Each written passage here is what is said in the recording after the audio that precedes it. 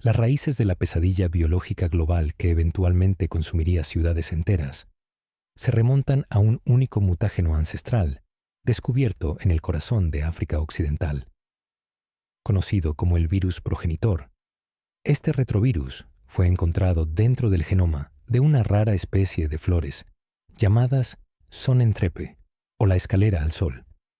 Estas flores crecían en un jardín solar subterráneo custodiado por la tribu Ndipaya, siendo el centro de una cultura que veía las propiedades mutagénicas del virus como una prueba divina para la realeza.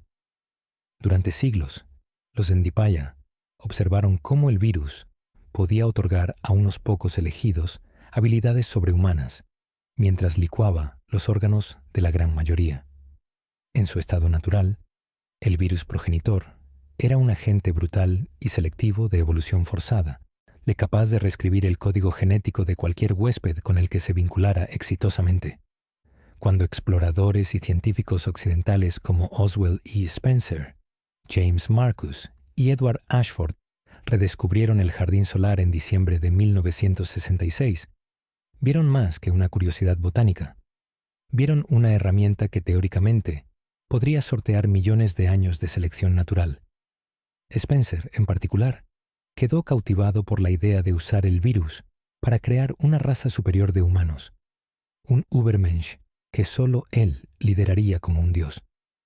Sin embargo, la investigación temprana demostró que el virus progenitor sin modificar era demasiado letal para uso comercial o militar, matando al 99% de sus huéspedes casi instantáneamente.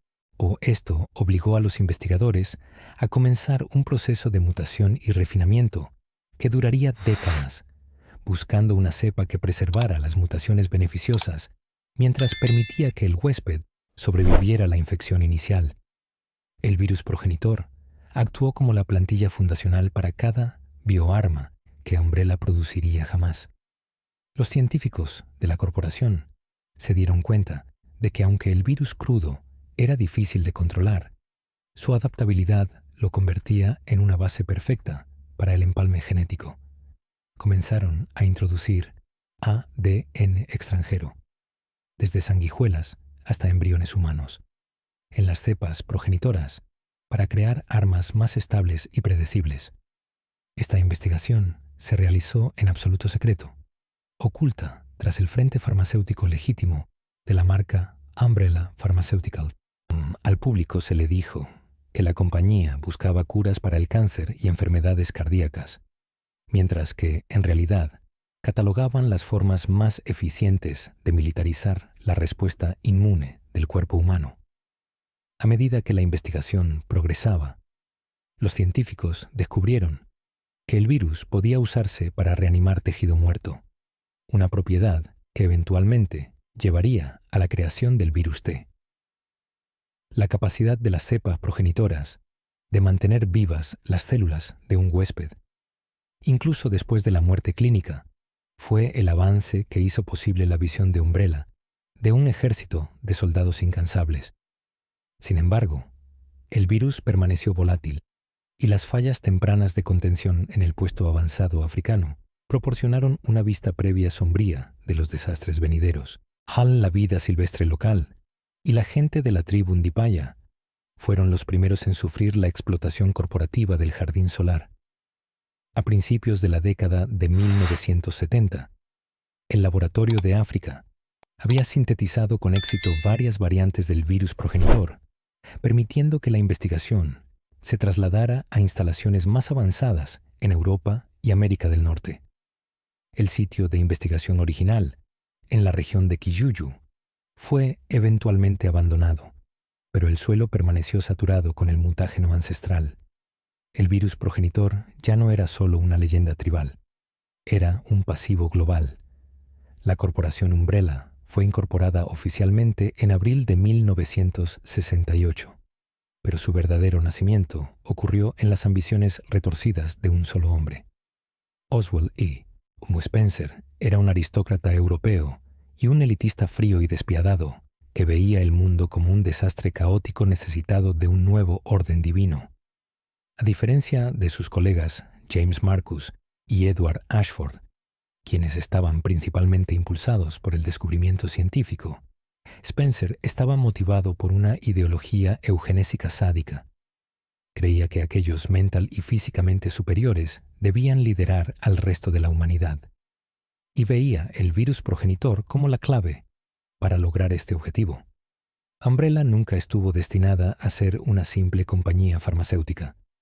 Era un frente farmacéutico global, diseñado para financiar y ocultar la búsqueda de divinidad de Spencer. El genio de Spencer no estaba en la virología, sino en la manipulación corporativa y el control psicológico. Entendía que para construir un nuevo orden mundial, necesitaba la protección del existente. Usó su inmensa fortuna familiar para establecer la Fundación Spencer, un fideicomiso caritativo que reclutaba las mentes jóvenes más brillantes y las adoctrinaba con sus valores. Este programa, eventualmente, llevó al proyecto de los niños Wesker, donde hijos de intelectuales fueron criados para ser los líderes de élite de su nuevo mundo. Spencer permaneció como una sombra tras bambalinas, usando la junta directiva de Umbrella como un escudo contra la supervisión gubernamental y el escrutinio público. Era un maestro de la negación plausible corporativa, asegurándose de que incluso cuando las bioarmas de la compañía se vendían en el mercado negro, el logo de Umbrella permaneciera como un símbolo de salud y progreso global. La relación entre los tres fundadores fue de desconfianza mutua y ambición fría. Ann Spencer veía a Marcus y Ashford como herramientas para usar y descartar una vez que su investigación estuviera completa. Eventualmente, orquestó una serie de accidentes y traiciones para consolidar su poder dentro de la compañía. Edward Ashford murió poco después de la fundación de la compañía en un accidente con el virus progenitor que fue escenificado, dejando a Spencer para dirigir la investigación de la corporación hacia sus propios objetivos eugenésicos. James Marcus fue autorizado a continuar su trabajo en el virus T durante otra década, pero incluso él fue finalmente eliminado, una vez que su obsesión con las sanguijuelas lo convirtió en un pasivo. El gobierno de Spencer sobre Umbrella fue absoluto, y cultivó un ambiente de miedo y competencia que aseguraba los resultados más rápidos al mayor costo humano. El eslogan corporativo de Umbrella, preservando la salud de la gente, era una ironía oscura que Spencer disfrutaba. Mientras la compañía producía vacunas y medicinas domésticas legítimas, las ganancias se canalizaban hacia laboratorios subterráneos, donde la línea entre medicina y asesinato estaba permanentemente difuminada. Spencer se dio cuenta temprano de que las bioarmas eran la exportación más rentable para una compañía que operaba fuera de la ley.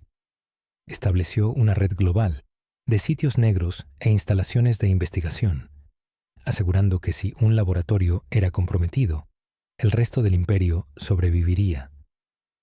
Raccoon City se convirtió en la joya de la corona de esta red, un pueblo que estaba financiera y políticamente integrado con Umbrella, hasta el punto de que el gobierno municipal era efectivamente una sucursal corporativa. El nacimiento de Umbrella marcó el comienzo de una era donde el poder corporativo superaba la soberanía nacional. Spencer usó su influencia para comprar el silencio de agencias federales y asegurar lucrativos contratos militares, garantizando que el desarrollo de armas bioorgánicas fuera subsidiado por los mismos contribuyentes que eventualmente destruiría. Era un hombre que planeaba en décadas, no en años, y era lo suficientemente paciente para esperar a que se creara el virus perfecto. Para Spencer, las vidas individuales perdidas en sus laboratorios eran irrelevantes. Eran simplemente la moneda biológica necesaria para pagar su eventual trascendencia. Se veía a sí mismo como el arquitecto de una nueva humanidad, un dios que había construido un paraguas de mentiras para protegerse mientras se preparaba para el fin del viejo mundo. A finales de la década de 1980, el control de Spencer sobre Umbrella era tan completo que comenzó a retirarse de las operaciones diarias, refugiándose en sus diversas propiedades y castillos, mientras sus operativos elegidos ejecutaban su voluntad. Observó el desarrollo del proyecto Tyrant y el refinamiento del virus T desde lejos, confiado en que su visión se acercaba a su clímax. Había creado un monstruo que abarcaba el globo, una entidad corporativa que era biológica y políticamente incapaz de ser detenida. Antes de que la mansión Spencer se convirtiera en un cementerio para los equipos STARS, la corporación Umbrella pasó décadas realizando experimentos humanos brutales e ilegales en sus primeros laboratorios. Estas pruebas comenzaron en las décadas de 1950 y 1960, mucho antes de que la compañía fuera siquiera oficialmente incorporada. Aún los investigadores, liderados por Spencer y Marcus, usaban personas sin hogar, prisioneros e disidentes políticos como sujetos de prueba para el virus progenitor crudo. El objetivo era encontrar una compatibilidad genética que permitiera a un huésped prosperar bajo la influencia del virus. Pero la realidad fue una serie de muertes agónicas que se registraron con precisión clínica. Estos experimentos tempranos demostraron que el cuerpo humano era notablemente resistente a la evolución forzada, sufriendo a menudo de falla orgánica sistémica y colapso neurológico en minutos de infección. Uno de los sujetos más fundamentales y trágicos de esta fue la familia Trevor. George Trevor, el arquitecto que diseñó la mansión Spencer, fue secuestrado junto con su esposa e hija Lisa en 1967. Mientras George quedó atrapado en las trampas mortales de la mansión y su esposa murió durante las pruebas tempranas, su hija Lisa exhibió una resiliencia única y aterradora. Durante más de 30 años, Lisa fue sometida a un espectro de virus, el progenitor, el virus T y eventualmente el parásito NE-alfa. Su cuerpo se convirtió en una incubadora viviente para la mutación, sirviendo como piedra angular biológica para casi cada avance importante en la historia de Umbrella. Lisa Trevor fue el sujeto fundacional para la investigación de regeneración y mutación, que influyó fuertemente en cepas virales posteriores, específicamente el virus G y el proyecto Némesis.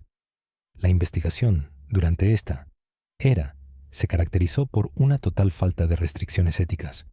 Umbrella estableció su primer laboratorio importante en las montañas Arklay para realizar estos experimentos lejos de la vista pública. La instalación fue diseñada para ser un piso de pruebas donde los científicos pudieran observar los efectos de varios patógenos en sujetos humanos vivos en un ambiente controlado y aislado. Documentaron tiempos de infección, niveles de agresión y la degradación física del cuerpo del huésped. Los investigadores descubrieron que el virus tenía una tendencia a atacar el lóbulo frontal, destruyendo las funciones cerebrales superiores del sujeto y dejando solo un hambre caníbal primitiva. Esto llevó a la clasificación de los primeros zombies, que Umbrella vio no como un fracaso, sino como una fuerza laboral potencialmente útil e incansable, o un elemento disuasorio biológico. Durante la década de 1970, James Marcus asumió como director principal de la Escuela de Entrenamiento Ejecutivo de Umbrella, donde continuó empujando los límites de la experimentación humana. Comenzó a experimentar con la fusión de cepas virales y ADN animal, usando sanguijuelas como vector principal para el virus progenitor. Las notas de Marcus de este periodo describen un creciente desapego de sus sujetos, a quienes veía como nada más que material biológico para su obra maestra, el virus T. A menudo usaba a sus propios estudiantes o empleados de bajo nivel para sus pruebas privadas, asegurando que la instalación fuera un lugar de masacre silenciosa constante. Los experimentos humanos tempranos de esta fueron la fundación secreta sobre la cual se construyó todo el imperio corporativo. Es una historia de agonía que fue enterrada bajo el papel tapiz victoriano de la propiedad Spencer. Los datos cosechados de estas décadas de sufrimiento fueron la única razón por la que Umbrella pudo crear bioarmas comerciales. La compañía se dio cuenta de que el activo más valioso en la guerra biológica era un sujeto que pudiera sobrevivir la infección inicial lo suficiente como para mutar en una forma militarizada. El cuerpo de Lisa Trevor proporcionó la clave para esta supervivencia, mostrando que un huésped podía adaptarse a múltiples virus conflictivos si las condiciones eran las correctas. Cada tirano exitoso y cada cepa refinada del virus T fue un descendiente directo de los horrores cometidos contra la familia Trevor y los cientos de otros sujetos olvidados. A finales de la década de 1970, Umbrella había establecido un protocolo claro para la experimentación humana que se seguiría durante los próximos 20 años. Movieron su investigación más profundamente bajo tierra, construyendo instalaciones como el Nido, debajo de Raccoon City, para asegurar que sus recursos siempre estuvieran cerca. Los experimentos humanos tempranos habían demostrado que la humanidad era notablemente maleable si estabas dispuesto a destruirla en el proceso. Oswald Spencer observó los informes desde su castillo, satisfecho de que el trabajo biológico fundamental para su nuevo orden mundial estaba finalmente en su lugar. La mansión Spencer, construida en las montañas Arklay en 1967, fue una obra maestra de horror arquitectónico, diseñada para ocultar los secretos más oscuros y peligrosos de Umbrella. Mientras parecía ser una gran propiedad victoriana para VIPs corporativos, en realidad era un terreno de caza vertical y una instalación de pruebas para el virus T. La casa estaba llena de cerraduras biométricas, trampas mortales y pasajes secretos diseñados por George Trevor para asegurar que nadie pudiera irse sin autorización. Sin embargo, incluso con estas precauciones, la propiedad sufrió fallas tempranas de contención a lo largo de la década de 1980. La eliminación inadecuada de residuos biopeligrosos y el deterioro del equipo de laboratorio envejecido llevaron a una serie de filtraciones silenciosas que fueron descartadas internamente como errores de laboratorio menores. Estas fallas permitieron que el virus T comenzara su infiltración lenta y constante del bosque circundante, años antes de que el equipo STARS llegara. Las primeras señales de estas fallas a menudo fueron sutiles: cuervos mutados, animales del bosque agresivos y reportes de excursionistas que desaparecían en los árboles y nunca regresaban. El liderazgo de Umbrella, particularmente Oswald Spencer, eligió ignorar estos incidentes, viendo la población local como un grupo de prueba secundario para la propagación ambiental del virus. Los sistemas de eliminación de residuos de la mansión estaban integrados con la infraestructura de la ciudad, lo que significaba que cualquier falla en los filtros del laboratorio eventualmente alcanzaría el suministro de agua de Raccoon City. Durante la década de 1980, varios investigadores notaron un aumento en el comportamiento agresivo entre la vida silvestre local, pero estos informes fueron suprimidos por la seguridad corporativa para evitar un pánico que pudiera interrumpir los lucrativos contratos militares que Umbrella estaba asegurando. La falta de un protocolo de contención centralizado significaba que las diversas instalaciones de Umbrella en las montañas Arklay a menudo trabajaban con propósitos cruzados. James Marcus, operando desde la escuela de entrenamiento, estaba realizando sus propios experimentos volátiles con sanguijuelas, mientras el laboratorio de la mansión se enfocaba en el proyecto Tyrant. Esta estructura fragmentada llevó a múltiples puntos de falla. En 1995, la madre de la investigación del virus G, Lisa Trevor, logró escapar de su celda de contención y deambular por los terrenos de la mansión durante varios días, matando a varios guardias de seguridad antes de ser atraída de vuelta a la oscuridad. Este incidente fue la primera señal clara de que incluso las instalaciones más seguras de Umbrella ya no podían contener los monstruos que habían creado. La eliminación inadecuada de muestras virales fue un problema sistémico dentro de la compañía. Umbrella veía Raccoon City como un pueblo de la compañía y trataban el medio ambiente con el mismo desprecio que mostraban a sus sujetos de prueba. Vertían escorrentía química y residuos biológicos en el río Arklay, sin saber o quizás sin importarles que el patógeno eventualmente mutaría en la naturaleza. El virus T demostró ser notablemente resistente, sobreviviendo en el suelo y el agua durante largos periodos e infectando todo, desde las plantas hasta los roedores. Los asesinatos de las montañas Arklay, que eventualmente atraerían atención nacional en 1998, fueron el resultado inevitable de una década de negligencia corporativa y fallas de contención que habían sido silenciadas por un gobierno municipal corrupto. A finales de la década de 1990, la propiedad Spencer era una bomba de tiempo. El equipo de laboratorio estaba envejeciendo, el personal estaba sobrecargado de trabajo y el virus estaba evolucionando más rápido de lo que los protocolos de contención podían actualizarse. Los errores de laboratorio de la década de 1980 habían crecido hasta convertirse en un colapso sistémico cuando ocurrió la filtración catastrófica final en mayo de 1998. No fue una sorpresa para quienes habían estado prestando atención a los informes internos. La instalación ya estaba oscura. Los investigadores ya se estaban convirtiendo y la mansión ya estaba llena de los gemidos de los muertos. Las primeras fallas de contención habían sido permitidas fermentar durante años, demostrando que la arrogancia de Umbrella era su mayor vulnerabilidad. Los fracasos de la propiedad de Spencer fueron una vista previa del colapso de Raccoon City. Mostraron que una vez que un agente biológico como el virus T se libera en un ecosistema humano, no puede ser contenido a través de medios tradicionales. La corporación creía que podía controlar el fuego, pero ya habían permitido que las chispas cayeran en la hierba seca del bosque. Mientras la rama norteamericana de Umbrella se enfocaba en la fuerza bruta del virus T y el proyecto Tyrant, Umbrella Europa estaba construyendo una red sombra dedicada a métodos más refinados de guerra biológica. Las instalaciones europeas, particularmente aquellas en Francia y Alemania, se enfocaban en el control basado en parásitos y en mantener la inteligencia del huésped.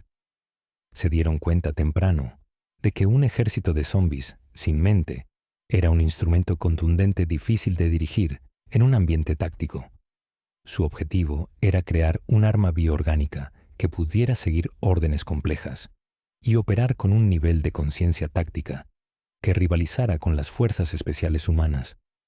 Esta investigación eventualmente llevó al desarrollo del parásito NE-alfa, el núcleo biológico del proyecto Némesis, que demostró que Umbrella podía reescribir el cerebro de un huésped mientras preservaba su eficiencia letal.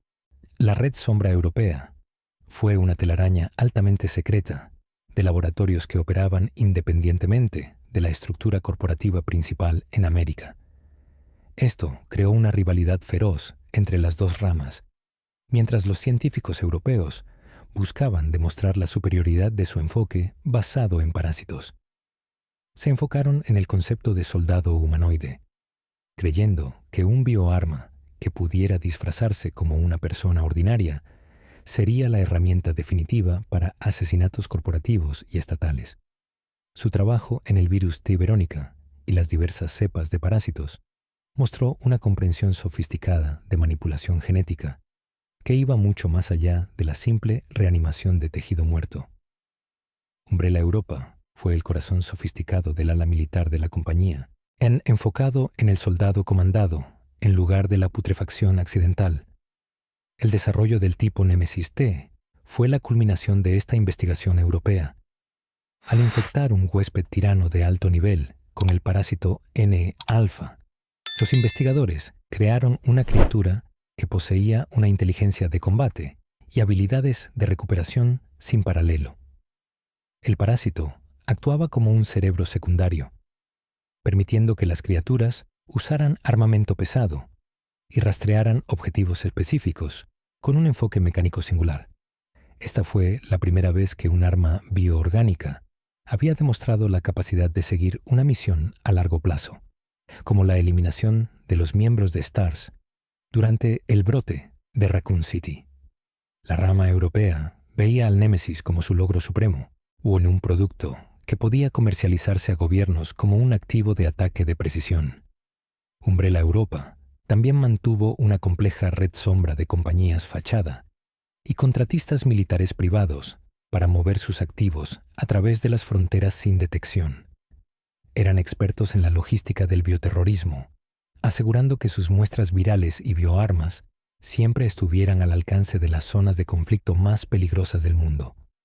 Esta red les permitió continuar su investigación, incluso cuando la rama americana comenzó a enfrentar un escrutinio cada vez mayor de las autoridades federales. Los científicos europeos fueron quienes realmente entendieron que la guerra biológica era tanto sobre logística y control como sobre el virus mismo. Ellos construyeron un sistema de biopoder que integraba intereses corporativos con necesidades estatales, un modelo que eventualmente sería adoptado por la BSAA y otras organizaciones post-Umbrella. El contraste entre las dos ramas fue un microcosmos de la inestabilidad interna de Umbrella. Mientras los laboratorios americanos de Spencer a menudo eran caóticos y propensos a fallas de contención, las instalaciones europeas eran clínicas y precisas. Sin embargo, esta precisión vino con su propio conjunto de horrores. La investigación de parásitos requería experimentación humana aún más invasiva, ya que los investigadores tenían que observar cómo el organismo N-alfa se unía con el sistema nervioso central del huésped. Documentaron el proceso lento y agonizante, mientras el parásito erosionaba el cerebro del huésped y lo reemplazaba con su propia red neuronal. Los laboratorios europeos fueron el lugar de nacimiento de un nuevo tipo de monstruo, uno que podía pensar, cazar y con el que nunca se podía razonar. Para cuando ocurrió el brote de Raccoon City, la Red Sombra Europea ya había probado en el campo con éxito varios de sus activos basados en parásitos, en conflictos menores alrededor del globo. Estaban listos para mostrar al Némesis en el escenario mundial, usando el caos de la filtración del virus T como una cobertura para su prueba de campo definitiva. El legado de Umbrella Europa fue la realización de que el bioarma más peligrosa no era una que destruyera la mente, sino una que la controlara. Esta investigación eventualmente allanó el camino para las eras de las plagas y el moho, mientras el mundo se movía hacia un futuro donde los monstruos ya no estaban solo hambrientos, sino obedientes. La Escuela de Entrenamiento Ejecutivo de Arkley, establecida en la década de 1970, fue el sitio de investigación principal para James Marcus, uno de los fundadores originales de Umbrella, y el hombre que realmente sentó las bases para el virus T. Mientras Spencer estaba enfocado en el lado comercial y eugenésico de la corporación, Marcus era un virólogo dedicado que se obsesionó con el potencial evolutivo del virus progenitor. Se dio cuenta de que el virus original era demasiado inestable para unirse con la mayoría de los huéspedes, por lo que comenzó a experimentar con un sistema de entrega más adaptable, las sanguijuelas. Al introducir ADN progenitor en el código genético de sanguijuelas comunes, Marcus creó una nueva variante que eventualmente se refinaría en el virus T. Este fue el virus tipo E, un patógeno que combinaba el poder mutagénico de la flora africana con la resistencia parasitaria de la sanguijuela. El trabajo de Marcus en las instalaciones de Arkley fue una inmersión profunda en el lado más oscuro de la ciencia biológica. Descubrió que las sanguijuelas habían desarrollado una forma de compartir y procesar información entre sí, creando una inteligencia colectiva que Marcus encontró fascinante y aterradora. Comenzó a refinar la investigación del progenitor, usando este ADN de sanguijuela, creando una cepa del virus que era significativamente más compatible con huéspedes humanos que el mutágeno africano original. Este virus refinado podía causar mutaciones beneficiosas en un porcentaje marginal de la población, incluso si convertía al resto en depredadores sin mente. Marcus se veía a sí mismo como un pionero, un hombre que estaba creando una nueva rama del árbol familiar humano a través del poder de la infección. Sin embargo, la obsesión de Marcus con su trabajo eventualmente llevó a su caída. Se volvió cada vez más inestable. tratando a sus estudiantes y colegas como ratas de laboratorio prescindibles para sus experimentos privados. Pasó años en su laboratorio del sótano, rodeado de sus sanguijuelas, perdiendo contacto con la realidad del mundo fuera de las montañas Arklay. En 1988, Oswald Spencer decidió que Marcus se había vuelto demasiado poderoso y peligroso para continuar su trabajo independientemente. Spencer ordenó el asesinato de Marcus, enviando a sus dos protegidos más confiables, Albert Wesker y William Birkin, para llevar a cabo la ejecución. Marcus fue disparado y su cuerpo fue arrojado en un área de eliminación de residuos, donde eventualmente fue consumido por sus propias sanguijuelas. Lo que los asesinos no sabían era que el virus ya había comenzado a unirse con el cuerpo de Marcus. Durante los siguientes 10 años, la sanguijuela reina asimiló el ADN y las memorias de Marcus, efectivamente reviviendo un facsímil del doctor dentro de su propio colectivo parasitario. Esta entidad reanimada buscó venganza contra la corporación Umbrella y el mundo que había traicionado a su creador. Las instalaciones de Arklay, específicamente la escuela de entrenamiento, se convirtieron en un caldo de cultivo para esta inteligencia vengativa, aun llevando a los brotes iniciales que eventualmente atraerían a los equipos STARS a las montañas en 1998. El trabajo de Marcus le había sobrevivido, convirtiéndose en un monstruo literal dedicado a la destrucción de Umbrella.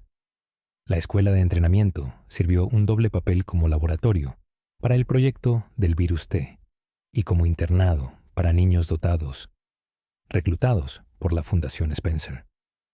Esto aseguró que la próxima generación de científicos de Umbrella se criara en un ambiente donde la guerra biológica estaba normalizada. Los niños que asistieron a la escuela a menudo fueron usados como sujetos de bajo nivel para los experimentos de Marcus, asegurando que la instalación fuera un lugar de atrocidad silenciosa constante. Las instalaciones de Arklay fueron los cimientos sobre los cuales se construyó todo el imperio del virus T, a un lugar donde la línea entre educación y experimentación fue permanentemente borrada. Los estudiantes que sobrevivieron eventualmente se convirtieron en los investigadores que construirían el nido y los otros laboratorios globales. Para cuando el equipo Bravo llegó en 1998, las instalaciones de Arklay ya estaban perdidas. La sanguijuela reina había saboteado los sistemas de contención, permitiendo que el virus T se esparciera por la escuela de entrenamiento y el laboratorio de la mansión. Los zombies que merodeaban los pasillos eran los antiguos candidatos para el liderazgo corporativo, una ironía sombría que simbolizaba el colapso total de la visión de Marcus. Los cimientos del virus T se construyeron sobre la sangre de los inocentes y la arrogancia de un hombre que pensó que podía controlar la esencia misma de la vida. La era de Arklay estaba llegando a su fin, y el fuego que Marcus había iniciado estaba a punto de consumir toda la ciudad. En la primavera de 1998, la paz del condado de Arklay fue destrozada por una serie de casos de asesinato bizarros que comenzaron a surgir en las estribaciones remotas que rodean Raccoon City. Reportes de familias siendo atacadas en sus hogares y excursionistas siendo encontrados parcialmente consumidos en los bosques comenzaron a inundar las líneas de despacho del RPD. Estos asesinatos se caracterizaron por un nivel de salvajismo sin precedentes, llenos de víctimas, mostrando marcas de mordidas irregulares y evidencia de ser comidos vivos. Al público se le dijo que estos eran obra de un culto o un grupo de animales altamente agresivos, pero aquellos, en el terreno, sabían que la verdad era mucho más inquietante.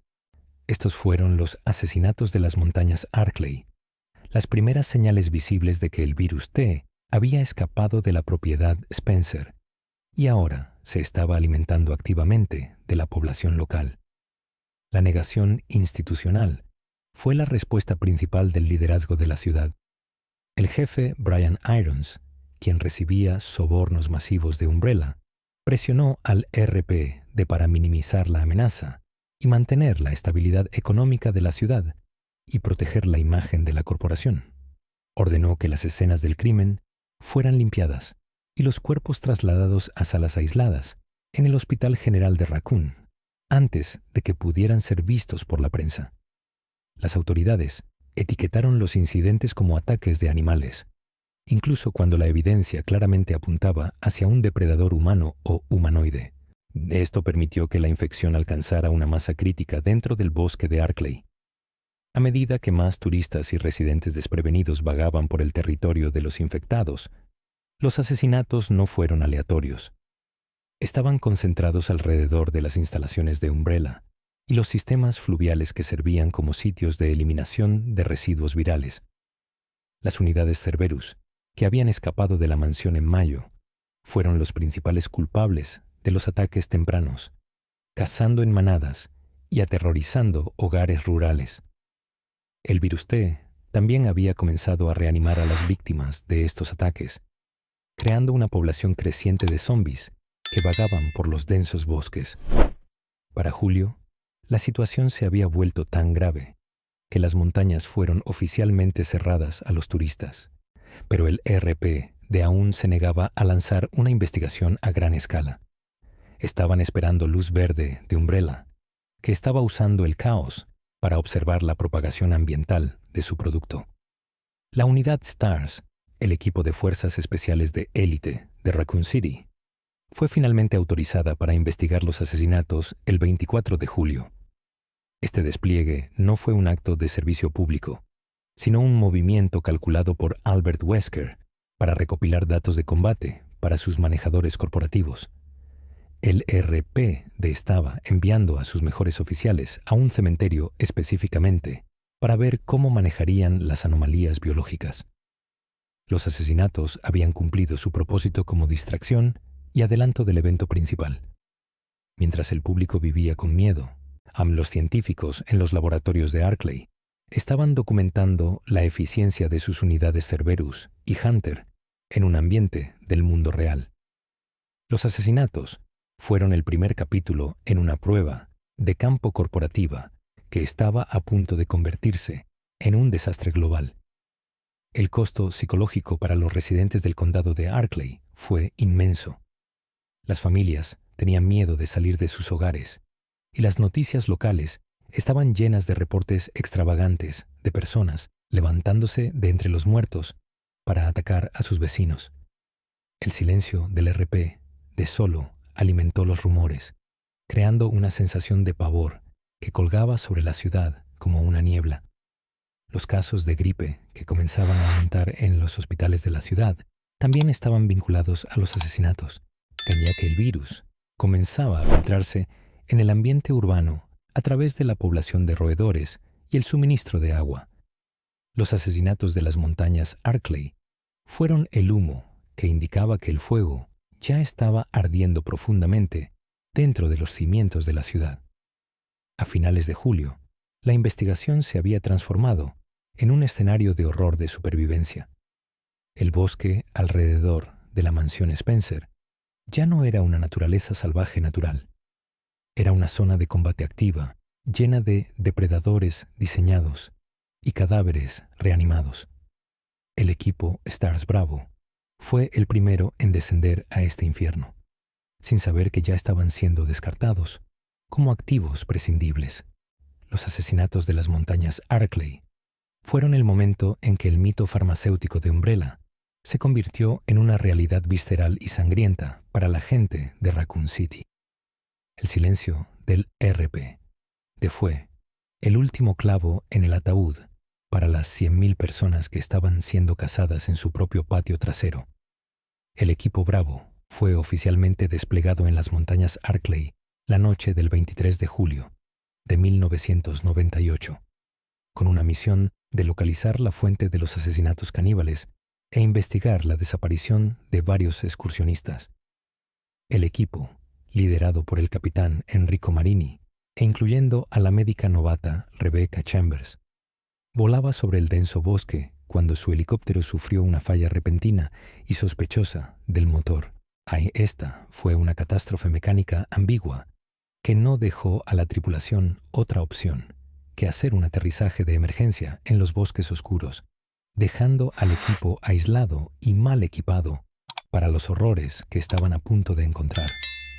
La falla fue la primera ficha de dominó en caer en una misión que rápidamente transitaría de una búsqueda policial a una pesadilla biológica. El colapso inicial de la misión ocurrió casi inmediatamente después de que el equipo tocó tierra. Mientras buscaban el área en busca de señales de vida, descubrieron un vehículo de transporte militar estrellado y los cuerpos de varios oficiales que habían sido destrozados. Encontraron un documento identificando a un prisionero desaparecido, Billy Cohen, un exmarín que estaba siendo transportado a su ejecución por el asesinato de 23 personas. Enrico ordenó al equipo dividirse y buscar al fugitivo, un error táctico estándar que jugó directamente en los peligros del bosque de Arklay. Rebecca Chambers se alejó del grupo y descubrió el Ecliptic Express, un tren propiedad de Umbrella que se había detenido en medio del bosque. Este fue el comienzo del brote proto, el primer colapso visible de una instalación de Umbrella. Rebecca entró al tren y descubrió que los pasajeros, todos empleados de Umbrella, habían sido transformados en zombies. El aire estaba espeso con el virus T y la presencia de sanguijuelas mutadas que se movían con una inteligencia colectiva. Este fue el trabajo de la sanguijuela reina, una entidad que creía ser el James Marcus resucitado.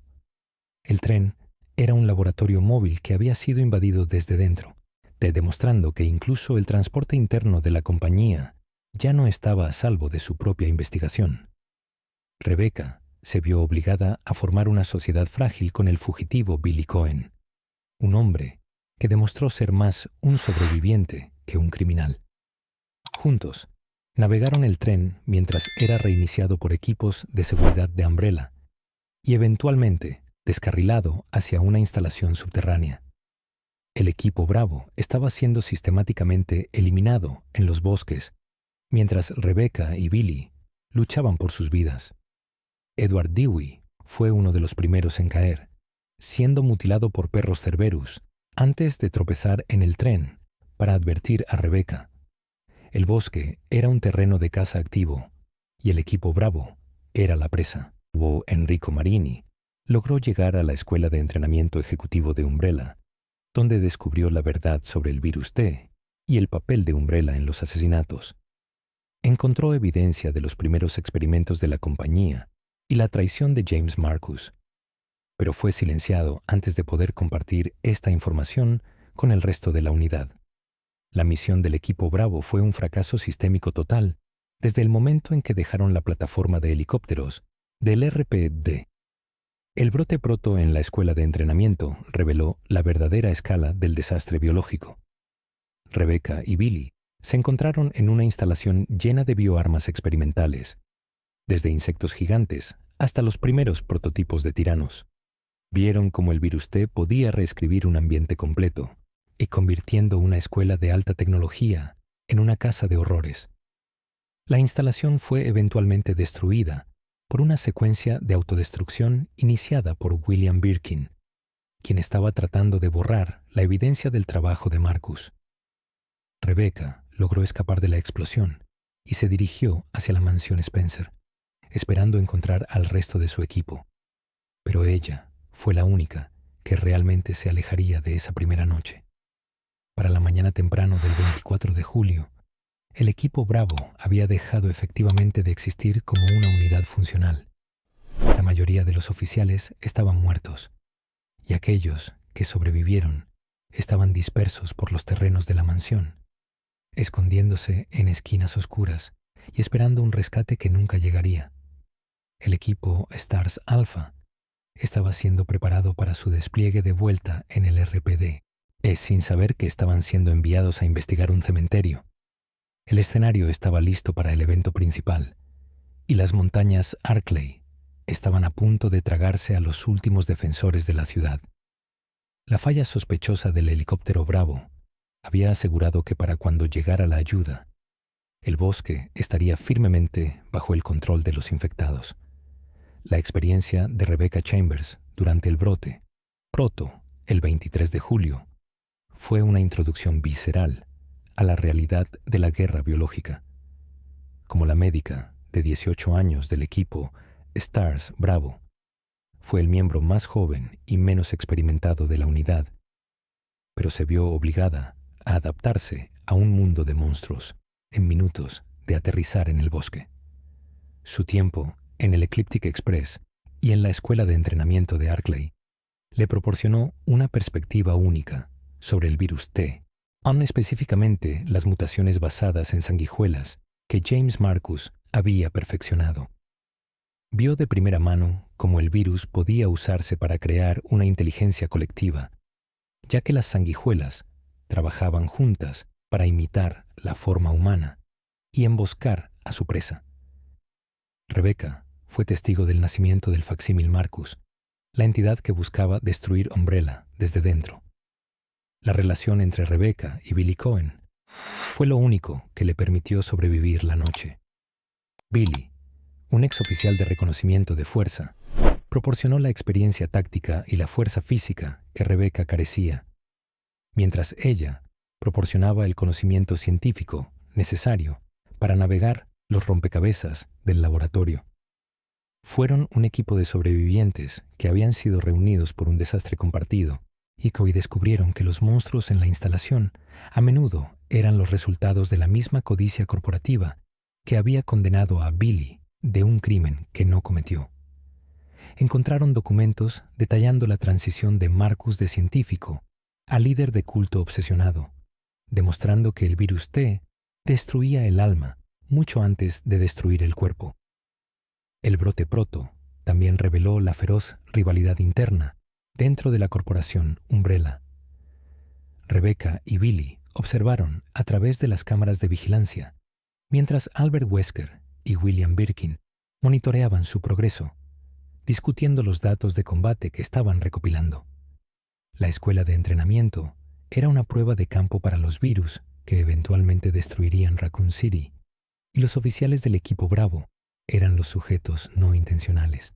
Rebecca vio cómo Birkin y Wesker ya estaban planeando desertar de la compañía, usando el caos del brote de Marcus para asegurar su propio futuro.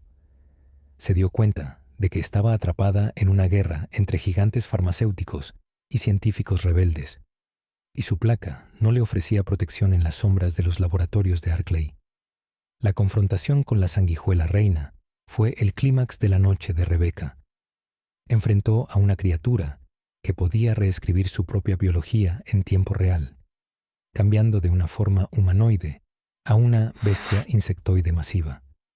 Esta fue el arma bioorgánica más avanzada que Rebecca había visto jamás, un ser que poseía tanto inteligencia como agresión absoluta.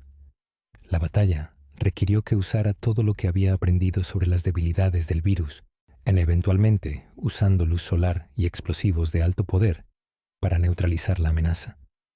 La escuela de entrenamiento fue consumida por la secuencia de autodestrucción, y Rebecca emergió como una sobreviviente endurecida. Su idealismo de novata, reemplazado por una determinación sombría de encontrar al resto de su equipo y sacar la verdad a la luz. Después de la destrucción de la escuela, Rebecca se dirigió a la mansión Spencer, según las instrucciones de Enrico Marini. Llegó a la propiedad exhausta y sola, sin saber que estaba entrando en otro piso de pruebas aún más peligroso. Su tiempo con Billy la había preparado para los zombies, pero la mansión albergaba horrores que incluso la sanguijuela reina no podía igualar. Encontró refugio en la casa de guardia de la mansión, donde eventualmente se reagrupó con los sobrevivientes del equipo Alpha. El informe de Rebecca sobre el brote proto eventualmente sería suprimido por el jefe Irons, pero permaneció como una de las pocas personas que sabían que el virus T ya había reclamado una instalación completa antes de que el primer oficial de Stars siquiera jalara un gatillo. El 24 de julio, Rebecca Chambers había sobrevivido un tren descarrilado, una escuela mutada y un dios biológico. Fue testigo del facsímil Marcus y la traición de la unidad Stars por su propio capitán. Se preparaba para entrar a la mansión con su kit médico ahora lleno de los químicos necesarios para sobrevivir una guerra biológica. Rebecca Chambers fue la primera heroína de la era de Arklay, la chica que había visto el comienzo del fin y eligió seguir moviéndose hacia la oscuridad. Su historia fue el preámbulo al desastre de Raccoon City, una advertencia de que el mito farmacéutico ya era una realidad sangrienta visible. El equipo STARS Alpha llegó a la mansión Spencer la noche del 24 de julio de 1998 y fue inmediatamente sumergido en una pesadilla de horror de supervivencia que definiría el universo de Resident Evil. La investigación sobre el equipo Bravo desaparecido se transformó rápidamente en una lucha contra los primeros cadáveres humanos reanimados que los oficiales de STARS habían visto jamás. Cuando irrumpieron en el gran salón principal, fueron recibidos con un silencio opresivo roto solo por el tic-tac de un reloj de pie. Habían sido conducidos a una trampa diseñada por George Trevor y Oswald Spencer, un piso de pruebas disfrazado de propiedad victoriana. La arquitectura fue construida para matar, usando cerraduras biométricas y trampas mortales para separar a los sobrevivientes y canalizarlos hacia zonas de combate con los activos biológicos de Umbrella. El primer encuentro con un zombie en el ala oeste fue un punto de inflexión para el equipo Alpha. Vieron a un compañero oficial, Kenneth Sullivan, siendo consumido por un investigador reanimado que no mostraba reacción al dolor o disparos de advertencia. Este fue el momento en que el trabajo policial terminó y comenzó la guerra biológica. Los oficiales de STARS se vieron obligados a darse cuenta de que su entrenamiento táctico estándar era inútil contra un enemigo que ya estaba muerto. El virus T había convertido al personal de la mansión en depredadores sin mente y los terrenos de la mansión en un terreno de caza vertical.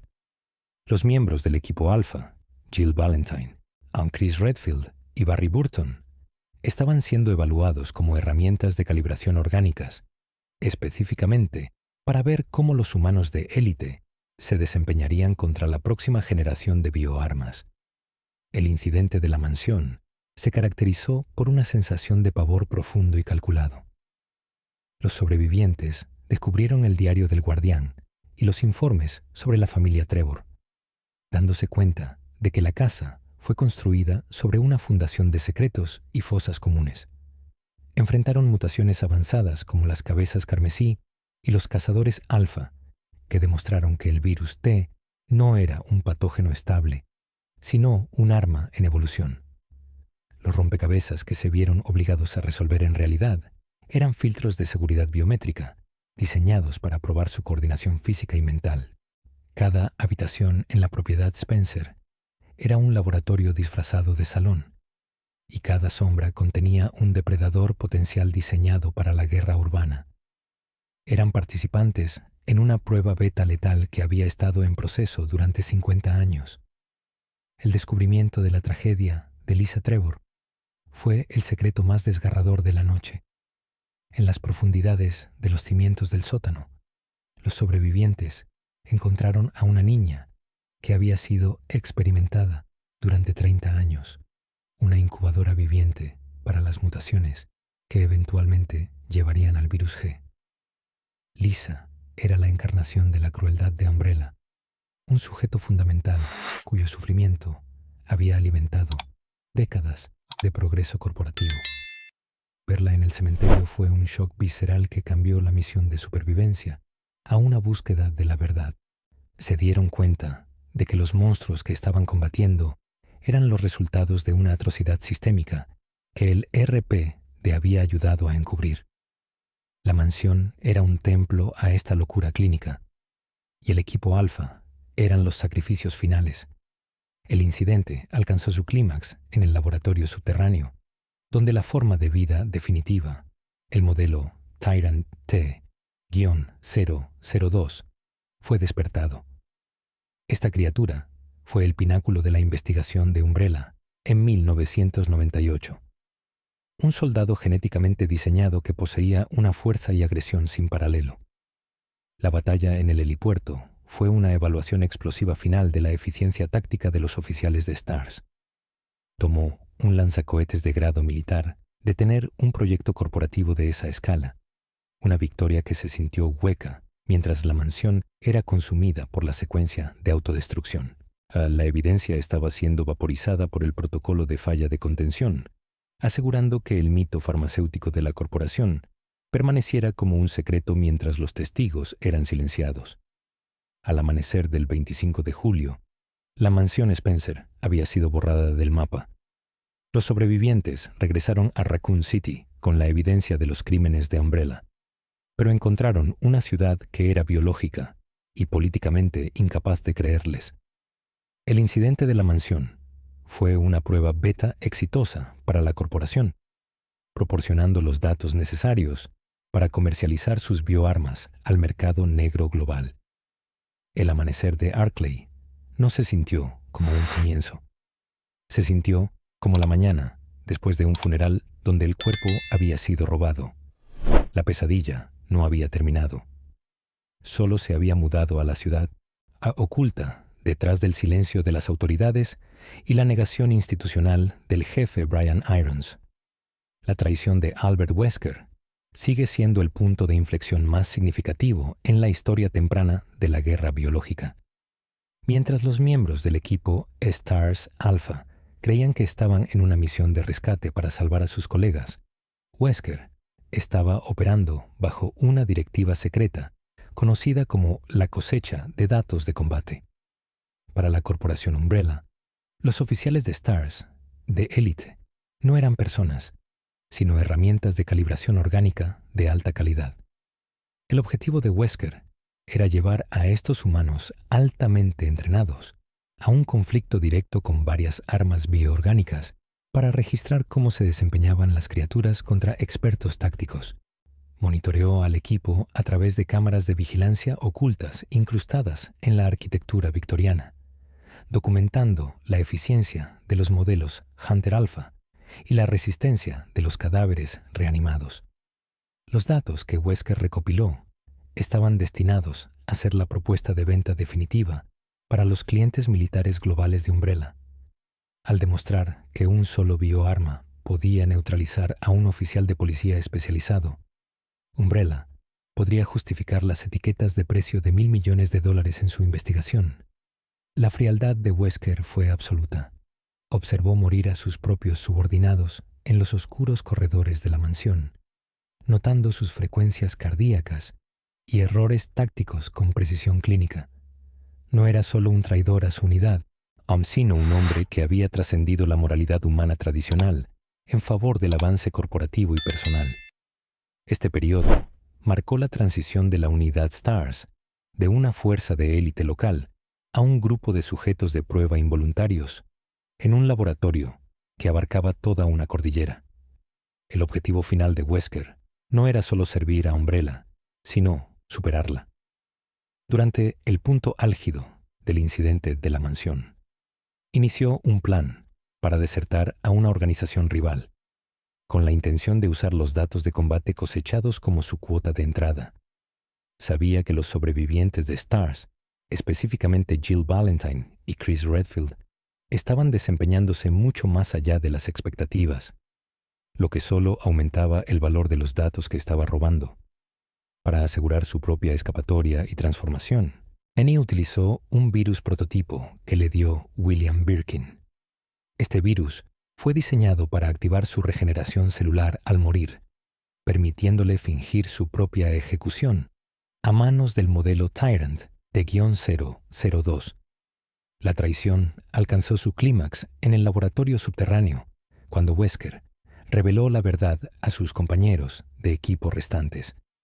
Se paró frente al tanque de contención del tirano, burlándose de los sobrevivientes por su lealtad equivocada. Cuando el modelo Tyrant de -002 fue liberado, se volvió contra Wesker, empalándolo en lo que parecía ser un golpe fatal. Esto fue parte del gran engaño de Wesker. Necesitaba morir para deshacerse de su identidad como capitán de policía y renacer como un operativo sobrehumano. Los miembros de STARS quedaron para luchar contra el monstruo solos, o sin saber que su comandante ya se estaba regenerando en las sombras, sus ojos comenzando a brillar con una luz antinatural.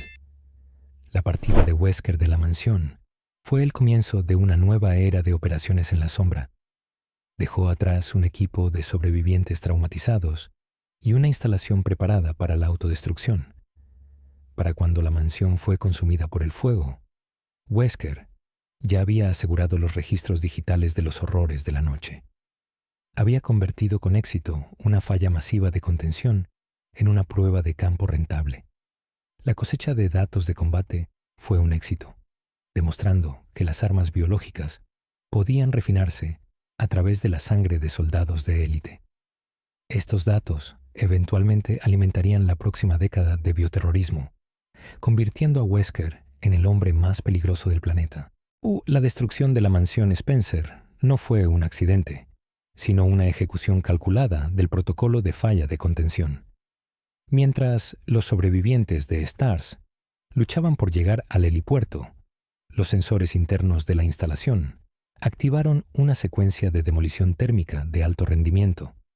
El liderazgo de Umbrella decidió que vaporizar la propiedad era más rentable que permitir que una sola pieza de evidencia física llegara al público o al gobierno federal.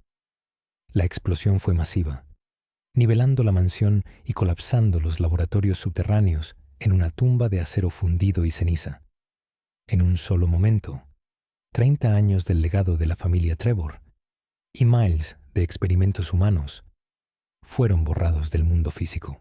Las consecuencias inmediatas de la explosión marcaron el comienzo del primer encubrimiento público importante de Umbrella, mientras los sobrevivientes Chris Redfield, Jill Valentine, Barry Burton y Rebecca Chambers regresaron a la ciudad con historias de monstruos y conspiraciones corporativas. Encontraron un muro de resistencia institucional. El jefe Brian Irons, quien recibía sobornos masivos de Umbrella, inmediatamente se movió para suprimir sus informes. Utilizó su autoridad dentro del RPD para designar el testimonio de STARS como el resultado de estrés postraumático y fatiga de combate. La historia oficial proporcionada a los medios fue que una serie de explosiones químicas en un retiro farmacéutico privado había causado un incendio forestal localizado. Los equipos legales y de relaciones públicas de Umbrella se movieron con una velocidad aterradora para sanear el incidente de Arclay. Utilizaron su influencia sobre los medios locales para pintar a los miembros de STARS como inestables o poco confiables. Los documentos fueron falsificados y el sitio de la mansión fue acordonado por contratistas de seguridad privada, antes de que los investigadores federales pudieran llegar.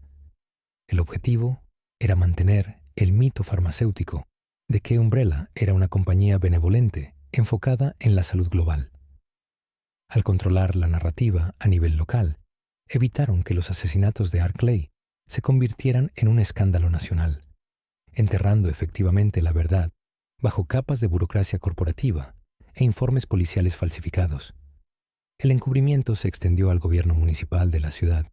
La oficina del alcalde y el liderazgo del RP estaban tan financieramente entrelazados con Umbrella que no podían permitirse dejar salir la verdad.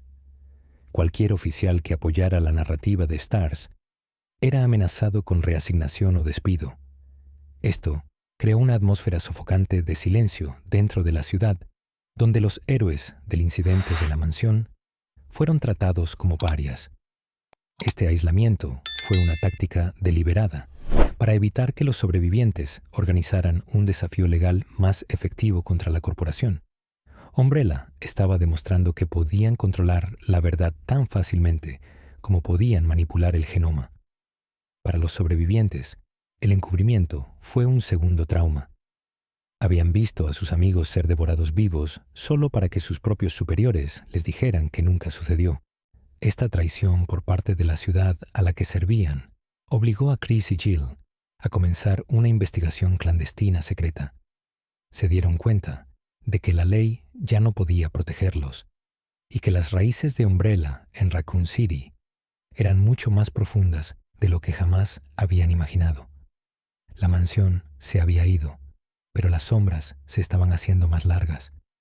El encubrimiento fue exitoso a corto plazo, pero creó un ambiente de olla a presión que eventualmente llevaría al colapso total de la ciudad.